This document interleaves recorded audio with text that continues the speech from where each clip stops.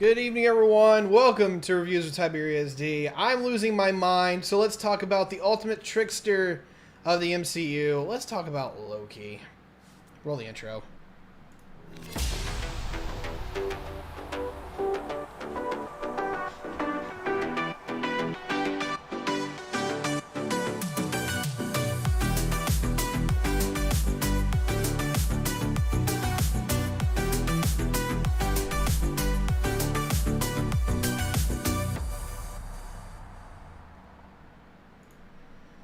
Oh, I do love that intro. Okay, everyone.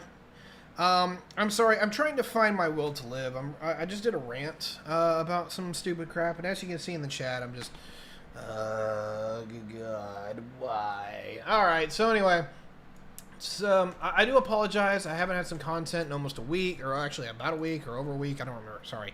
I have not had everything okay. I'm dealing with a lot of personal issues. I've had some family issues. I've got an infection, which makes it hard to really kind of get around a little bit. Yeah, my job has been a pain in the ass. I'm actually working less hours, but between everything else going on, it's just... Sorry. So look, I know I don't have a lot of people watching the show. I know that there's very few and far between of you, and it's still growing. But if you are a fan of mine, if you support me, definitely I could use your help, because I need somebody to... Excuse me. I need a catch, right? I'm stumbling, I'm falling, and I'm going to pick myself back up, which is why I'm here, even though I'm tired. But, yeah, if you want to help out, appreciate it. And hey, Crunch Lord, good to see you. Me and Crunch got into it a little bit on a show on Sunday, but all is well. I was actually kind of being an asshole, because Crunch was trying to bring in something, and I was having a conversation and I just got a little upset. So I'm sorry, Crunch, and I'll definitely, I do need to chat with you about that, just kind of give you a knockdown apology. Because I think I feel like I went over the line. But anyway, let's get back to this review. I do want to shout out for the people who do help me. Hey, appreciate that, man. Appreciate the gift sub. But yeah, Patriots, Fallenor, Andy Wagner, The West Dude, Julia, Ron Cleveland, Drew, Ace Man, Kamikaze, Samantha, Leah, Revolt Rise, and Shadow Fox. Thank you for help. That'll help you guys do. I usually don't like to overly shout that out, but I kind of need you guys' help, so yeah.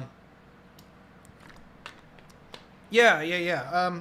I try to do the best where I can, but yeah, I definitely want to have a one-on-one with you. Let me get this review knocked out, and if you're still awake, I'll definitely give you a call. All right. So without further ado. Today we're going to be talking about Loki, and we're going to talk about Season 1. Now, I hate to do this. The show is just finished its first season. It's not done. It's, there's so much other content I can talk about, and I'm already past the point where it's kind of relevant. People have moved on to other shows. People are doing this other thing. So, it's just one of those deals where I kind of in that absolutely the wrong spot to do this show, but I have been thinking about this show because I loved it, and there's a major metaphysical point that the ending of the show really comes into, and I can't stop thinking about. I want to talk about it so damn much, and so for all the wrong reasons, I'm going to do it. And it's not that actually it's the wrong thing to do. It's that I think it has such a massive point in what the show was communicating that a lot of people missed, that I've got to say it, I've got to speak out, so I'm going to do it. So, what is this show? Well, if anyone is familiar, I'll definitely be talking about that. So, if anyone is familiar with the MCU, what has largely happened here is that we get an alternate Loki to start this out with. So, in the events of Endgame, we have the Avengers team goes back to the Battle of New York back in 2012. They go into the fight where... it definitely had a deeper feel, and that's definitely why I'm talking about it. This show, it's so good. Oh, so good. Anyway, absolutely. So let me get into this. Let's talk about this so I don't go. Avengers goes back to the Battle of New York where Loki had brought the Avengers together originally. Loki had been defeated, the Chitauri were gone, and what largely happens here is that... What largely happens here is it gets a little screwed up, and Loki gets the Tesseract back and zoops himself away. Now, we see that in the movie, but we don't see what happens afterward. And that is where... You only just finished Loki? No, I actually finished this a while ago. I didn't want to talk about it, but I've just been so fixated on it that I'm talking about it now. So without further ado, we're just getting into it. And for all the people that are coming in, yeah, talk about Loki. Finished it a while ago. I gotta talk about it. So, movie leaves off right there, or keeps going, but yeah. Loki, the show, picks up right at that moment, has that moment of detail, and what Loki had done is that he transported himself to Mongolia.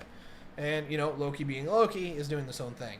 Before anything can happen to where Loki can get himself back in his stride and apparently go off to do his own thing, some people come in and arrest Loki. And under the Time Variance Authority, he is placed under arrest for violating something called the Sacred Timeline. Now, this is just great. So, if anyone's not familiar with the comics, this is absolutely huge in the Marvel Comics. Obviously, it's overshadowed by other events, but they've integrated this in the MCU in a very delightful way. So, a lot of this, you don't understand what's going on. You need the backstory. You'll get it as you go. So, Loki is arrested. He gets his ass kicked. And, Loki's not a joke. Now, we've seen that Loki can be kind of powerful, but more often than not, he's not that strong. But he is an Asgardian. If he really wants to fight, he can fight. We saw him fight the Frost Giants as an example. But what we're getting into here is that Loki just absolutely gets his ass kicked. He's basically put under arrest, and he's sent to trial. Yes, I'm going to talk about it. Absolutely. We will get there, Turk. It's going to be great. So, episode 1 largely consists of this.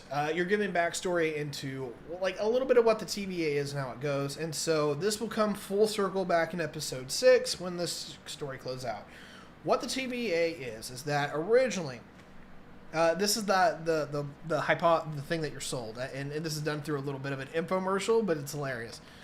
Long ago, there was a great multiversal war where the universes were all fighting each other because basically everything in time can divert in 1,000 different ways, and you get a multiverse. And the multiverse is this huge complex thing, but basically it's world stacked on top of world and stacked on top of world. And for a while they can't interact, but eventually they can. And once they can, is that you got a great multiversal war where reality fought reality, and everyone was out for blood to basically become the dominant reality. What it's largely sold here is that 3 basically magical lizards came together to create what they call the TVA and the Sacred Timeline. See, the Sacred Timeline is they pick the one path that all of reality is supposed to follow, and in that event, they made an organization called the TVA, the Time Variance Authority, to largely police time. Now, this is where it gets a little weird for some people. This gets into multilateral causality, and what that largely means is that any and all moments there is different possibilities and choices that are made, and each and every one of these different possibilities and choices string out into a realm possibility that eventually leads into a new universe. And to a large degree, it doesn't imply, this is more very science theory is concerned, is that basically anytime there's a choice to be made, you create it in another universe. Some of these you don't have to be concerned about, because if you decide to go left and get a coffee instead of going right and get a Pepsi today, it doesn't really matter. Those things aren't much of concern. But there are extreme events that will dictate. Now, there's 2 things in scientific principles that we need to talk about. One is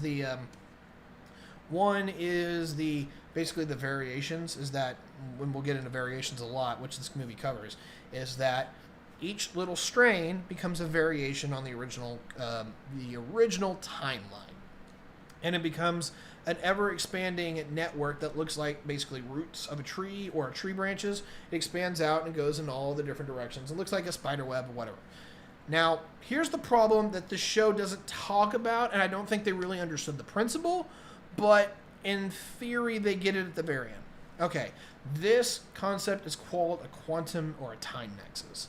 And what that means is that no matter how many branches you get, eventually you go back to a singular point where everything largely comes back together. Now, sometimes there's a theory on this, whether it's a limited quantum nexus where there's a couple of timelines that would lead back into this, or if every timeline leads back into this. And no one knows for sure. This gets into causality of time, and we don't know how time actually works all that well. And this is something that the show actually does help you explore mentally, if you can postulate it, is that it doesn't drop this out until the very last episode, and I can't wait to talk about it. But in theory, even on a limited scale, and it doesn't talk about this, and I wish it had, is that, because it would have been a great setup for that last episode, is this. Assuming you decide to go right or left, you go right, you got your Pepsi, you go left, you got your coffee for the morning. What I'm trying to say here is that in the end, you're going to eventually get to the same place. Eventually, you probably go back. You eventually go back to work. You proceed with your normal job. You do your own things. You go back to bed. Same thing that you usually do every single day. And so even if you make a small choice, you eventually get to the same place. Now, there's another thing which gets into variance, is that it's called the greater variance theory, which is that every variance compounds into another variance. And so some of these choices that you have with one variance lead you back to the original point, but other variances lead you further astray. And so you can never have a critical quantum nexus that brings all timelines in back to the original entity. Oh, it's cool, ain't it? I love quantum mechanics. It's crazy. But anyway, in a general nutshell, in a thought here, is that this explores a little bit of this, but more of the variance factor and not the quantum nexus point. But we'll get there at the very end. So, what largely the TVA is to do is that there's the sacred timeline. This is the ordered events that things are happening, and anything that gets out of line, past a certain level of variance here, I don't know what category of variance that would be, Kamikaze. It's good to see everybody. I just did this massive geopolitical thing on Russia, and nobody is here, and everyone shows up for those, but apparently everyone wants to see my review today. So, apparently Loki was the right call. So, whatever. It's good to see everyone. Kamikaze, good to see you. And I hope Turk's still here. But anyway, so we're talking about this and the variance. So, largely what happens is that you find out that Loki, and I'm sketching over a lot of antics, but the antics don't really matter. It's just funny. Loki is a variant, and the original Loki that we're used to, he serves out his purpose in the Sacred Timeline, and that is dying at the hands of Thanos at Adventures Infinity War. This Loki, oh my god. Okay, so Loki is a variant. He eventually figures this out, that the great time war had happened. The magical lizards, the timekeepers, are the ones that are supposed to be setting this all in motion on the sacred timeline, deciding who it is. Loki says, let me talk to them. Like, God to God, we gotta have this chat. Antics ensue. And what largely happens in this first episode, that is the major, gravity, and why I fell in love with this show the first episode. He meets Owen Wilson. I can't remember the character's name. Someone in chat wants to remind me. Feel free to do so. Owen Wilson is a great character in this, and I'm sorry that I'm going by the actor's name. I can't remember the character's name, but it's not important, and we'll get into why it is. It's how both Lokis, Variant Earth, whatever, ended up slowly changing as a better person. We'll get, yeah, okay, we can definitely talk about that. Definitely remind me of that later. So, what we're largely with here is that Loki is talking Mobius. Yes. And I wanted to think Morbius, but I knew Morbius wasn't right. Mobius, Owen Wilson, is an absolutely great character. Now, he's a TVA enforcer. He's kind of like a lieutenant, basically, within this organization. And there's something about this Loki that he likes. And we don't know why. It's never really shown. But he just has this feeling, and he goes with it. And he starts talking to Loki, interviewing him, talking to him. And this variant is interesting to him. So, what happens is that it gets in an interview room, and Mobius forces Loki into a situation that is incredibly compelling. And that is, Loki basically gets kind of a flashback of the world that he lives, and he starts having doubts of who he is, because Mobius just fucks with him really bad. And then being like, look, you are not a person of greatness. You're a person who is kind of an asshole, and your purpose is actually being an asshole to everybody else, to bring them together into being the greater people of who they could be. You are the villain of the story, and not the protagonist. And of course, most people in the world see themselves as the protagonist of their own story, the good person, the person that the world revolves around, because it's you, right? When you're told you're the villain and your purpose is actually to be the asshole, oh, that's a shocker. Now, largely Loki's able to shake this off, but it does strike a nerve with him, and so he's able to eventually try to escape. And remind you, he is captured with the Time Stone, or I'm sorry, the Tesseract, which is the shell for the Space Stone. He goes and gets the Tesseract.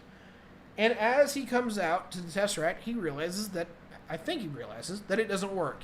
And he sees a drawer, and it's full of Infinity Stones. A couple of Space Stones. I think there's like 2 Reality Stones. There's like 1 Soul Stone. A couple of Time Stones in there. Holy shit moment. What largely happens is 2 things. Number 1 is that Loki is in a place where Infinity Stones don't work. And he believes for a second that the TVA may very well be the most powerful place in all of existence. And he's kind of shocked by this, because now all of a sudden he sees literally the Infinity Stones, which are the Infinity Stones, and they're not powerful enough to overcome this place. Now there's a lot of fan theories as why. We're not going to worry about that. What we are going to worry about is that this systematically starts breaking down Loki as a character, because all of a sudden he has to realize that this place is extremely powerful, and what Mobius was telling him may very well be right.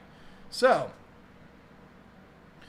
no, the variant. Well, hold on, that's what I'm talking about. So, this variant Loki, never was good, right? And he's starting to break down because what Mobius had said was screwing with him. And now he has to realize that maybe he was right. So he goes back to the interview room, and he starts going through the play record of what his life was supposed to be, because he's seen a part of what his future was supposed to be, where he would get his own mother killed, but he doesn't know the full story. And eventually he starts playing it through and realizing that there was times there he was more or less a better him. Where he does get a little better. And of course, this is the Loki from like Thor Ragnarok. That is not necessarily the guy you want to root for, but somebody who, you're starting to really appreciate, and that is, instead of running away like Loki usually would, is that he actually helps the Asgardians in Thor fight against fight against Hela, and largely help save the Asgardian people. And this is a Loki that a lot of people were starting to get really fond of. And of course, just as Loki is really coming into his own as a possible good in the universe, he's killed by Thanos. And this just snaps the variant Loki to where, oh crap, this is not okay. It's weird. It's the ultimate snap to his character, because Loki is supposed to be the protagonist. He is the protagonist in his mind. He is destined for glory and greatness. And just as he is starting to become a greater version of himself, he is snapped out of existence. He's, well, not snapped, but he's actually, his nap is snapped, and he's killed. And to a large degree, just in the grand scheme of things, is that Loki, this chat, I tell you, Loki has an existential crisis, just full on and utterly. And he stays there, and he sits there, and eventually Mobius comes back and finds him there. Mobius is basically ready to tango, and he's like, look, there was a crucifix in the draw as well at Tyberius D. Blade hint. I missed that. We'll definitely talk about that later. Okay, so let me go forward with this. Episode 1 largely ends with 2 things. One, Loki has an existential crisis and realizes that he can make a different choice. And yeah, he has options. And his life that he was even destined for, which started to look pretty good, really sucks. Kamikaze, I love the spirit. I really do. I'm an antagonist. I like it. Okay. I was speaking in my mind in third person. Okay, this chat's great. I'm really appreciate you guys being here. Thank you. Okay, so let's move forward. Loki. ends with two things. One, Loki has to question his purpose, and then he finds out that a character is going around killing a lot of TVA agents. And it's another variant of him. Cool! Loki versus Loki? That sounds like a cool thing to do. Beat yourself. Be the better Loki. That's a pretty good purpose. Let's see if we can do that. Episode 1 comes to a close, and it's fantastic. Episode 2 opens up. And other Loki, which is largely in shades, or in the shades, largely is you might be right there, but anyway, episode 2 just opens up. Other Loki, which is a hooded figure, is going around killing the crap out of people, breaking people's faces and whatnot, and kicking ass, taking names. And Loki is kind of shown that our protagonist Loki now, if you will, is kind of shown as being a TVA agent. He's not off the chain yet, but he's learning how all this variant stuff works, and he's basically trying to kind of fit in the TVA to some degree while maintaining his own alter ego. I'm going to merge episodes 2 and 3 here because they largely are the finalization of a mini arc. Nega Loki, we're going to call it Nega Loki for a second here, is they're trying to find Nega Loki, catch up to this Loki, and stop them. Eventually what we realize is that this is a variant, but it's not just another Loki. It's a bigger variant. It's a girl Loki, and this is called Silvia. Now, there's a lot of backstory that we won't get into until, I believe, episode 4. Oh my god, I am getting old. I cannot do this stuff without drinking a bunch of water anymore, and I really come raspy really quickly. I am so sorry. Okay, anyway. Silvia is basically going to war with the TVA, and we will find out why for a while, but largely it's hunting down Silvia. It's finding out that Silvia is Silvia, and one other thing, that Silvia has different powers than the original Loki. She cannot do illusions and all the stuff that our normal Loki is good at. She can entrance people. This will be very important for later. What largely goes over into episodes 2 and 3, and there's a lot of meaning that comes out, is largely Loki fitting in, explaining this, and figuring out all the possibilities of his life and what things can be done. What eventually happens is, find Silvia. Loki is really curious about Silvia, and largely falls out here is that Silvia opens doors for Loki in that he realizes more possibilities about himself, but also realizes that the universe is kind of screwy because I was never a girl. What? Okay. Anyway, so we eventually get Silvia's backstory. She was taken away at a very young age from Asgard. Whenever, basically because she wasn't the original Loki that we're supposed to see, she's just pulled out and sent to be pruned. And I haven't explained what being pruned is, but basically it's that it's implied that you're killed, but you're just basically erased from existence. And the TVA basically goes around and prunes the people that aren't supposed to be there, and then if they have to, they'll prune an entire reality, which is kind of an amazing thing. Now, that will be important later, but we're not there yet. Episode 4 largely gets into Silvia's backstory, and Silvia we got into that she was taken away from Asgard. She was just a little girl. She's able to escape the TVA, and she learns to run and hide from them. She'll grow up running and hiding and fighting the TVA, and her whole thing is basically to end the TVA, because she sees it as a destructive abomination, is that it destroys people, completely corrupts their lives, and is only allowed for a select few to succeed and prosper.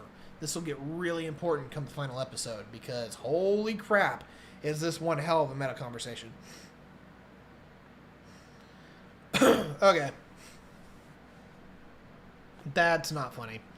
Anyway, so episode 4 largely is Loki dealing with Silvia, them becoming its own thing. Eventually Morbius catches on to, or has some doubts, but Silvia is able to drop the big first major drop. A lot of people probably saw this one coming, and that is that all the people within the TVA are variants. And what they've largely have done, and it's not implied how it's done, But it's suggested, or it's not told how it's done, but it's implied or suggested that somehow the TVA is able to wipe away people's memories and basically convince them that they were created by the TVA to serve the TVA.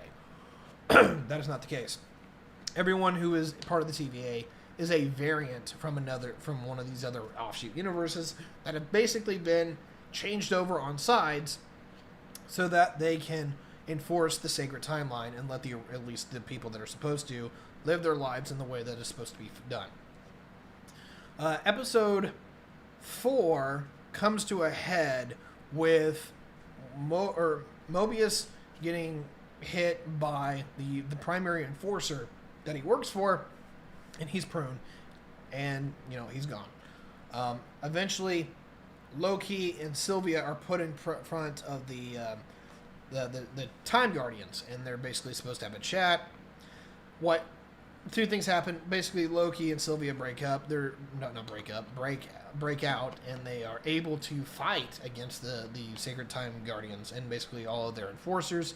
They largely win, and then it finds out that the Sacred Time Guardians aren't really a thing. They were literally animatrons, and so, oh crap. At the same time, the primary enforcer is able to get away, and basically two things happen here. One, primary enforcer is able to largely get away, and you find out that she has questions and motivations by herself, that she knows it's all a lie, but she doesn't know what the main purpose of it is, and she's questioning that. And so, you're terrible. All the Loki is meta towards the end. Yes, it is. And you have to really appreciate it. A lot of it's character driven. I love the character development in episodes 1 through 5. It's absolutely great. Episode 6 completely changes it up. But if you like character driven stories, almost all of this is character driven story through episodes 1 through 5. Okay, in episode 4, primary enforcer largely is able to get away, but as she does so, she prunes Loki. Yeah, main character seems to be dead at the end of episode 4. Jump to episode 5.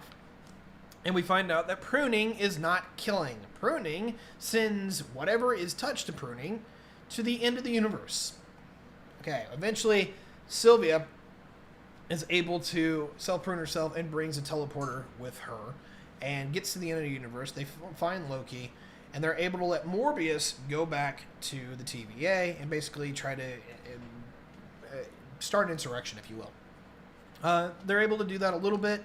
But also what we find out is that there is some kind of magical creature that is at the end of time consuming not everything but most things. And there's a bunch of different Lokis there and a bunch of different alternate realities that are all there to be dumped to be consumed by this massive creature. And I forget what this creature is called, and I apologize.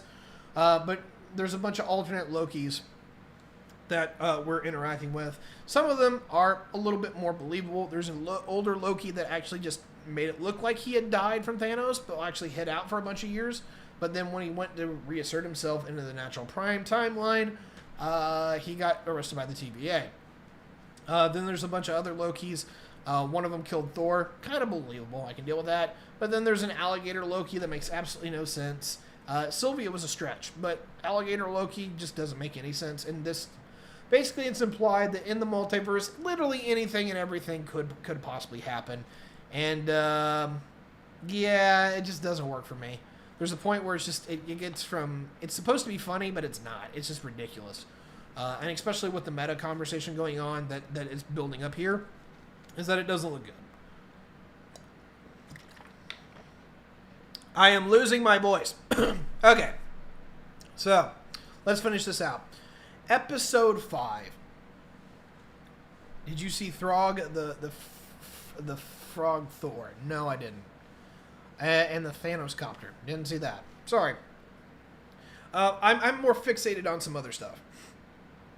It was real quick. I bet it was. So, I'm fixated on some other stuff. Let me hit the important parts. Episode 5 is that Silvia and Loki largely decide that they're going to try to enchant the magical gate guard, or the magical super being that's consuming everything, because they think that it's protecting something. Turns out they're right. After a long and glorious process that ends up with the death of old Loki, and old Loki is pretty cool, let's not lie, Silvia and Loki are able together to enchant this magical beast, and it leads them into a pathway into basically the time beyond. And you see a castle. And this largely will be the end of episode 5 and the beginning of episode 6. And I loved episodes 1 through 5 because of the character development alone. There's some meta conversations that are there, but you don't really think about it until after the show ends and you get into episode 6. Or episode 6 and after the show ends. Okay, so anyway, if you really like the story, if you guys seem to all like this show, it's absolutely great. And if you haven't seen it, episodes 1 through 5, absolutely fantastic for the character-driven plot, is that a lot of this isn't just contrivance. A lot of this makes a lot of sense. Things happen because people will it to happen. And it's not just like, oh, let's go search for the MacGuffin. Oh, hey, let's do this. It all is really well written, really well acted, fantastic 1 through 5. 6 is completely different. Because 6 is not character-driven at all, and it's complete tone shift. So much so that I had real issues liking episode 6. But the more you think about it, the more meta it is. Because, holy crap, this show unleashes a lot of meta. Okay, here's what happens. So, they chase down the person who originally makes the TVA. I can't remember what this character is innately called because he has many different names, because he has many different variants. What largely is implied is that this variant is the one who originally discovered how to travel between the multiverse and meet all of his other selves, and he is the one that participates in the multiversal war. He beats all of his other variants and establishes the sacred timeline and the TVA to police it. Largely so that you don't have another multi-universal war. This person, in every other context, is known as Kang the Conqueror. We don't get that. We get teased that in this show, but he's not actually stated because he goes by a different name, because Kang is a different variant. Anyway, and I think it's Mortius, I think is what his name is, but I forget exactly what it is. Anyway, or like the Everlasting or something. What has happened is that Loki and Silvia get to him, they chat with him, and they largely realize this.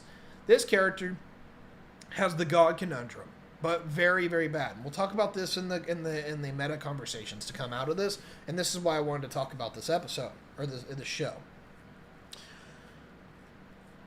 He established that there was a multiverse. He fought in the multiversal wars. Him and his variants were some of the most powerful entities of this multiverse. He who remains. Thank you. They fight it out. In the comics, I think he's Mortius. Pardon me. Anyway, they fight it out. He eventually wins, and he establishes the TVA, the sacred timeline, to keep everything in check. Okay. What largely will go about here is that he doesn't know what's going to happen, and he's kind of gotten bored of policing. It's not kind of really implied, but basically what he says is this. No matter what happens, the things will continue. Things will return to what they are. Either, I don't know what that means. Okay. Either one of two things. Either Loki and Sylvie will take his place in running the TVA. Yeah. He's not bored. It's just an infection point. He doesn't know the result. I don't think that's the case. No, he actually does know what it is. He openly states it. Okay. He knows that one or two things is going to eventually happen. Either one, Loki and Sylvie are going to take over the TVA, and he's going to be able to die. And they'll keep up his great work to police the sacred timeline. Because they now have to realize that in the event that the sacred timeline is destroyed, the multiverse begins again. And the problem with the multiverse beginning again is that eventually the events that set the original multiverse war into motion will happen all over again. And he will come back just in the same way he did before. The original Kang, which is He Who Remains, will eventually win the multiverse war, and he'll be right back in the spot that he was, or he has to pass the mantle of responsibility on to Loki and Sylvie, and they have to run it in his stead. So that basically the ever cycle continues. So, we're into one hell of a meta conversation here. On multiple levels. One, net time nexus. Okay? We talked about this before. is that the show finally brings this up, and it didn't lead us any breadcrumbs to think about beforehand. We were talking about the limited time nexus, about, you can choose your different, what you eat, you can choose different sodas, all this other stuff, but eventually you go to work or you go to sleep, and you're back at the point that you would have been regardless. This is a quantum mega nexus, and that is that no matter what happens, you will always get to this point. And so, here's the loop in a nutshell. Sylvie and Loki start the time war, or start the multiverse all over again. The multiverse happens, the multiverse war happens again. We get all the way back to the other side of the point where Kang, or He Who Remains, wins the multiversal war, establishes the TVA, and then it comes all the way back around to where Loki and Sylvie, start it all over again. And it is a quantum infinite loop where literally, because time and the multiverse is not a linear anymore, because there's no sacred timeline, and even the sacred timeline's a loop if you actually look at it, is that each branch in reality will systematically cycle and move back into itself, and to eventually, even though time can make hundreds of thousands of different branches, if not millions or billions or trillions, is that no, he absolutely does. This is the thing he communicates, and he says this exactly in the show. I don't know exactly what's going to happen, but if you kill me, you plunge that knife through my chest, the multiverse war starts, and I come back here either way. See you soon. And literally as he dies, spoilers, as he dies, he says, see you soon.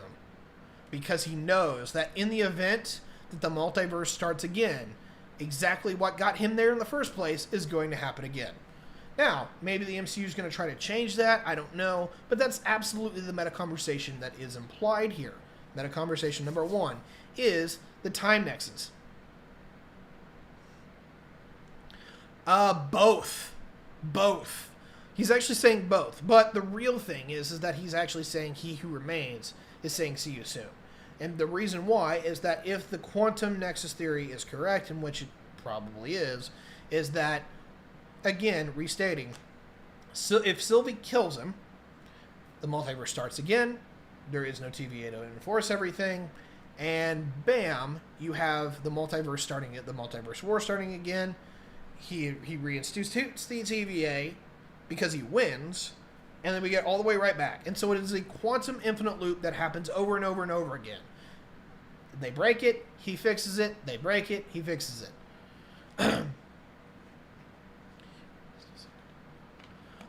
It doesn't matter.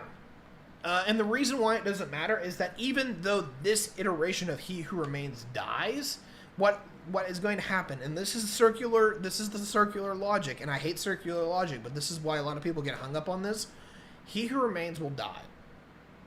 The multiverse will restart, and time will come back around again because the multiverse can literally loop in on itself to where there will be another He Who Remains. That was his version of Kang.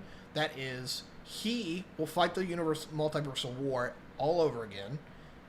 But that loop has changed. Actually, that's the problem with this show. It doesn't necessarily hasn't changed.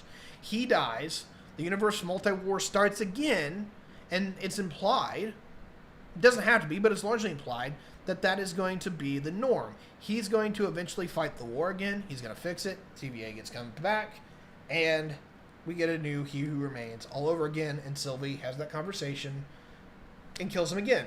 That is quantum nexus theory in a nutshell. Things are unavoidable points that no matter what happens, no matter what you do, you will eventually get back to the same central event, or same central events. And largely, the two central events here that feed into each other, Sylvie killing He Who Remains, and then a new He Who Remains is born into the quantum variance because it can literally breed new ones. He makes TVA, we cycle back in, Sylvie kills him. And so even though it might not be that exact iteration, you will always get a new He Who Remains to build the TVA, come back, and Sylvie kills him. And another Sylvie kills him. It's ridiculous, but it's literally an infinite feedback loop. And there's no reason why you can't have this, and this gets an unlimited infinite infinite possibility, is that Even though you will have the same events happens, it won't be the necessarily exact same Sylvies. They will have the exact same behaviors, exact same temperaments. And this gets into meta-conversation number 2, predestination. And that is largely this. A lot of people think that they have free will. And that's fine. And we should probably assume that we have free will, even though we don't, because it tends to make us better people regardless. But what if everything that you do is already written? Everything that is going to happen in your life is literally just us going through time and perceiving it, but it's already written out. It's already going to happen. And what if you could see it? And I love the speech from Doctor Who. What if you could see all of time instead of going about like a movie where you're seeing scene by scene by scene? You see it all laid out in front of you like a city. The day you're born, the day you die, the day you fall in love, the day love ends. What happens if you could see it all from the 4th dimensional view instead of looking at it from the 3rd dimensional view where we're watching time go by minute? You can see it all laid out in front of you. Completely changes the point of life in the way that we view it. But that's the meta conversation again in part 2 of this is, what if the universe is predestined? Is that what happens if your life, no matter your life and everyone else's, you feel like you have choice. And technically you may have even made a choice, but you in reality had never ever were going to stray away from the choice that you made. And I'll give you an example. I talked about earlier. If you were going to do the choice to go right, you get a Pepsi. To go left, you get a coffee, right? Here every morning. It's about the impact of the choice. No, it's not. It's not about the impact of the choice. The problem with the second meta conversation is that if in a predestined universe, you always feel like you had that choice, but if you could rewind that choice and not remember it, you would have the exact same outcome every single time. And that is, I would have gone right. I am predisposed to right. I know this, right? Is that I'm right-handed. I favor the right side. And usually if I have to choose between going left or right, just definitively, I'm usually going to say right. And if you rewind time and just play that moment over and over again, even if I thought I had a choice, we'll get to there in a sec. Well, okay, that's meta conversation number 1. Meta conversation number 1 was the Nexus event. Even if you have free choice, you might get back to the same place that you were going to anywhere, which leads into meta conversation number 2, which is you don't really have choice because you're eventually going somewhere regardless of any choice that you ever made. So again, predestination is that this is called what is it? Not definitive predestination. It's called I think it's superfluous predestination. Is largely you feel like you have choices, and you may even have some small modicum of choice. But whatever your life is that your life and the lives of everybody else is predestined to end to go in certain directions and at certain points, and we all end up in the same places that we're supposed to in the end anyway. And I love that meta conversation. It's great. And Turk, if we need to talk about this one-on-one or whatever, we can definitely do that. I just want to finish out the review. I absolutely love this meta conversation. It's absolutely fun. Because it's meta as shit, is that, okay, cool. You have to really think about that. What guarantee do you have that even when you feel like you have choices, that you actually have choices? You don't really know. And it kind of gets to a point where, in theory, it doesn't really matter. Because even if you feel like you have choices to be a better person, to be a worse person, is that, in theory, you're already predestined to go in a direction because what is happening to you right at this moment is going to dictate what you do in the next moment. And so, even though you feel like you have a different choice, that choice may always be consistently the same in any iteration because of the fact that everything that had led up to that choice was still the same regardless. Fun little conversation. That's meta conversation number 2. I'm not saying I'm definitively right here on any of this. It's a meta conversation. It's supposed to just trip your mind up and go, whoa. So it's a lot of fun. But I will assert in my opinions that in a general sense, I understand the concepts. Number 1 is the core Nexus event, or the prime Nexus event, which is, Sylvia kills he builds TVA. Sylvia kills, he builds TVA. Not saying that's definitively what Sport Turk is going on. Yeah, it's true. That's going to be very interesting and how it plays out. Meta number 2 is that, is your life predestined? That's more of a personal question. And I can't answer that, but I know our boy Pisco would love to talk about that. Now, I might want to bring him in on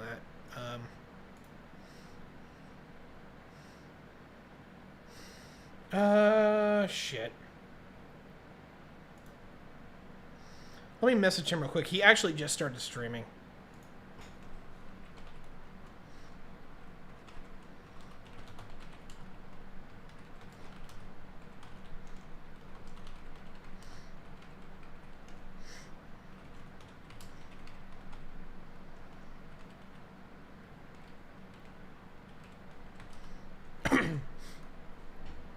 Not a lawyer, true. All right, anyway, to wrap this up, we get into meta conversation number 3, and this is the hardest meta conversation, and a lot of people didn't pick this up from Loki. I wish they had, and it's quite amazing. Okay, the third meta conversation is basically the Immoral Universe. Okay, so what the takeaway from Loki is that in the event that no one imposes order upon the multiverse, you get this multiversal war that literally screws everyone over. People die by the trillions. Like, literally every causality goes to war with another one to be the prime causality, and everyone is eventually trying to get a one-up on each other. It leads to cataclysmic death and destruction on a scale that humans cannot fathom. On the other side of that, the only option you have left is the secret timeline. Any and all alternatives get screwed over except for one.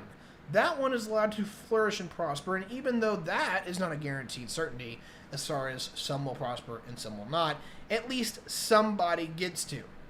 And this gets into the third meta conversation.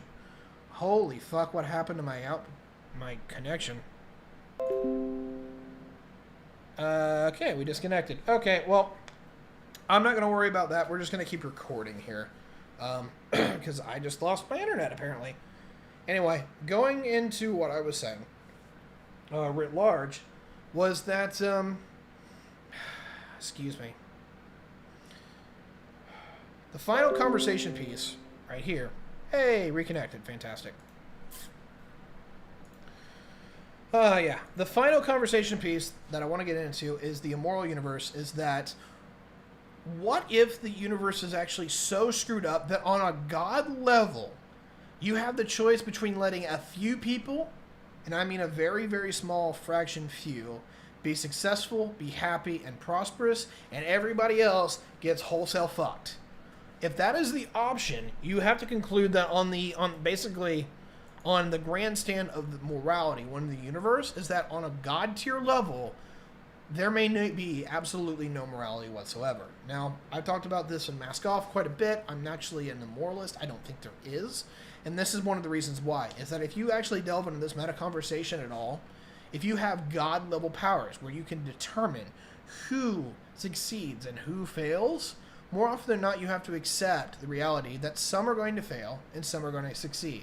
You might be able to push the levers in a certain direction where you maybe get a little bit more to succeed and maybe a little bit less to fail, but those usually have consequences that bury themselves out into more people failing. And so you fall into one of two categories. Actually, it's one of three. I apologize. On the God tier level, you can, one, do nothing and let the universe just go to hell on itself, and that very well may be the case. And basically, you get what is called chaos order, or chaos theory. It's more chaos order. Is that anything chaotic will eventually lead to order, because anything that is innately chaotic will destroy itself and leave whatever is the most orderly function remaining. And so, basically, God doesn't give a shit. He sits back and lets this thing run because policing the universe is an unwinnable task. Okay, that's number one. Number two is you police the universe and you basically give it to the hands of the few that you care about. There is some group of people or some kind of institution, there's like the TVA, that you absolutely care about that has to be the prime mover, and everything and anything else, so it's either this group of people, the chosen ones, or this institution, is the prime center of the universe, and everything else can get fucked. So if let's just an example here, let's just assume that your God is an ethnognat, and believes in the whole of the German people, or no, let's just do the Americans because that's hilarious, right? Everyone believes the God's on their sides. Well, let's just say the God's on the American side right now. Basically, in the event that the Americans come into a knockdown drag-out fight with you, the Americans will always win, and everybody else gets fucked because God determines it so. Can you think about the absolute moral implications that actually brings to you? Is that one group of people, one limited-ass group of people, always get the point to where they, that they get what they need to survive and prosper, and everyone else gets to suffer. And that is meta conversation number 3, and what Loki's universe implies in the multiverse is that under the TVA, one small group of people, the prime timeline, gets to prosper, and everybody else gets fucked. That's meta as fuck and scary as hell, and if that doesn't question your morality, and if you don't encompass that, holy shit. And then you hit option number 3. And option number 3 is, for a lot of people, even worse. So, what is option number 3? Option number 3 is that if you're a god, you don't say that, fuck it, let the place run itself, and you don't say, fuck it, I'm gonna make the universe work for these people. You say, the universe is my plaything, that it works for me. And you let literally anything and everything happen. And this is known as the Egocentric God Theory, basically, is that basically your whim is your will. And if you want this person to have a bad day, well, rain, lightning bolts, thunder, death, destruction, whatever happens, hey, whatever. If you want this person to feel good that day, that's great. And it doesn't really matter because they're all ants to you anyway. So you can catastrophically destroy these people, and you're like, hey, you know what? These two dudes are good. We'll help them out for 100 years, and all of a sudden, well, I'm done with them playing with them anymore, so they can fucking suffer. Well, these people are doing well, but I want to fuck with them a little bit. Here's Pompeii. It's literally basically the psychotic god. And the reason I bring up meta conversation number 3 is because I'm an amoralist, and this is one of the biggest reasons why I am an amoralist, is that when you get into god tier level of thought, and I know that's incredibly superfluous and maybe even a little narcissistic to say, but I think that with a little bit of help, you can do this. If you think about the implications, that you have the power to fundamentally change the universe in a way that you see fit, you have to conclude 2 things. Number 1 is that for every good that you make, a bad is going to result. It might not be at the exact same time, but eventually, if you try to make the universe too goody two-shoes, it will fundamentally break and become hell upon itself. So, all these people that openly tell me, I want to make the world a better place, I kind of roll my eyes at in general, because I don't think they understand actually how reality works. The world is always going to have as much suffering as it has prosperity. You can change the metrics and numbers and how that actually works, but more often than not, suffering breeds prosperity. People need to know what they can lose in order to protect what they've gained, and that requires that people have to basically have bad things happen to them, and that sucks. But I firmly have become glued to the idea that for the universe to maintain any kind of stability, bad shit has to happen. And a lot of people consider that to be immoral and wrong. I don't know how the universe functions in any other way. And no one has been able to remotely convince me of otherwise. And most of the time, whenever people tell me otherwise, it's really yuppie, dumbass stuff. So I may have just pissed off a lot of my audience and may just, destroy my career on YouTube and Twitch forever. But yeah, morality is a joke in this context. And so moving forward and closing this out, in meta conversation number 2, is that put yourself in those shoes. Assume that, number 1, for every person that you help, somebody suffers. Or, make it even worse, assume that maybe for every person you help, 100 people has to suffer, regardless of what you do. At what point does morality break down? At what point does this all go to shit and it's completely not worth anything? Have fun with that thought. The second point is this. If you have the powers to do such things where, you know what, you can just do a 1-for-1 ratio where you can choose one person is successful and one person isn't, what do? Do you not care? Do you just let the universe police itself and give people free will and determination so that they can make it their own? Do you too? Do you basically do the chosen people thing? Do you protect a certain group of people? You just like them for some particular reason? Or 3, do you just become the god of whims the god of whims? I like these people, they're cool. I don't like them anymore. Bolt. I like these people, they're cool. I still like them. Now I don't like them. Bolt. It's very interesting in that conversation, and as morbid as that is, I think that people need to really rectify with that conversation in your inner monologue. Ask yourself, is this possible? Is this the way the universe works? And the problem that I have with a lot of people is they think that the universe is actually better than that it owes them something, that it should be better. I just have no fundamental reason to believe that that is the case. And so, without further ado, I really wanted to talk about this because I've really been on this moral stint about the difference between being moral and having principles, and also about where morality ends. And so, I did a massive chat on why I have principles. It was like a 15-20 minute rant. While I am an amoralist, I do have principles. Don't worry, I'm not going to kill you all in your sleep. Don't have to worry about that. What I'm saying is this. At some point, I think logically morality completely breaks down, and you have to have principles that guide you into where you need to act. So, why not do the bad things, right? Well, if you assume that the universe has an equal and opposite reaction, eventually you're going to have to realize that anything you do is probably coming back to you. Might not be immediately, but it will probably come back to you. Number 1, you probably don't want that. Number 2, and more importantly, is that every action that you have creates an echo that lasts an eternity. And so for every time that you're good to somebody, you may start something that spreads forward into eternity forever that leads to actually a better world. That is possible. On the other side of that, just in a light way, the other side of that, for every bad thing that you do, that could be something that echoes an eternity forever. So, for those of you that think that everything can be good and we can live in sunshines and rainbows and the universe actually is innately good, let me ask you this. How many times have you done something in your life that was good, that would echo an eternity, that would make the world better?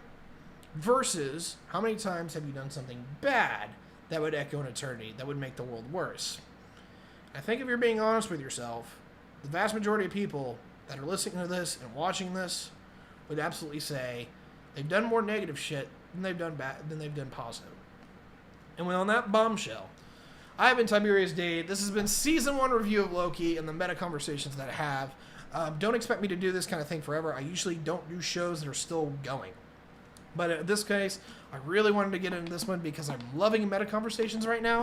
And if you want to hear my principled rant on what people are doing, just type in, just go to the Mask Off channel and type in principles. You should be able to find it. Actually, it should be up before this episode ever goes live. So, without further ado, it's been fun, guys. This has been a 1-hour episode for you. I hope you enjoyed, and we'll catch you soon. Have a good one.